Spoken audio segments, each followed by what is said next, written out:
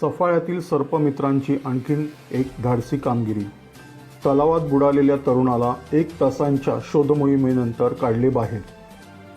अवघ्या 1 दिवसापूर्वी पालघर येथे बरणीत डोके अडकलेल्या रस्त्यावरील मोकाट कुत्र्याला जीवदान देणाऱ्या सफाळ्यातील सर्पमित्रांनी आज बुधवार 30 डिसेंबर रोजी सफाळे पूर्वेकडील तांदूळवाडी येथील तलावात बुडालेल्या एका तरुणाचा मृतदेह सुमारे 1 तास रेस्क्यू ऑपरेशन करून बाहेर काढला आहे.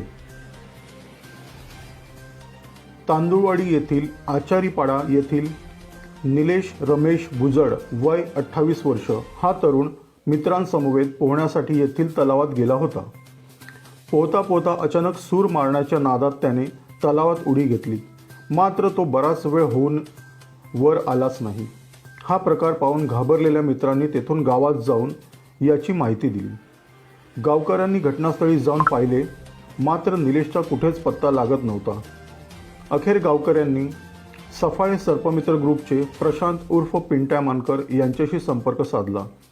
पिंट्या मानकर यांनी येशू डिमेलो, रोहन पवार, निलेश राजड, निलेश मिल्खा आणि भावेश गडक या धाडसी मित्रांना सोबत घेऊन घटनास्थळी धाव घेतली. निलेश हा नेमका कुठे बुडाला याची कोणालाच माहिती नसल्याने सर्व तलाव पिंजून काढावा लागणार होता. अखेर सर्पमित्रांनी हातात बांबू घेऊन तलावात पोहत पोहत तळाशी बुडालेल्या मृतदेहाचा शोध सुरू केला. सुमारे 1 तासांच्या या रेस्क्यू ऑपरेशननंतर एके ठिकाणी मृतदेह असल्याची खात्री पटली.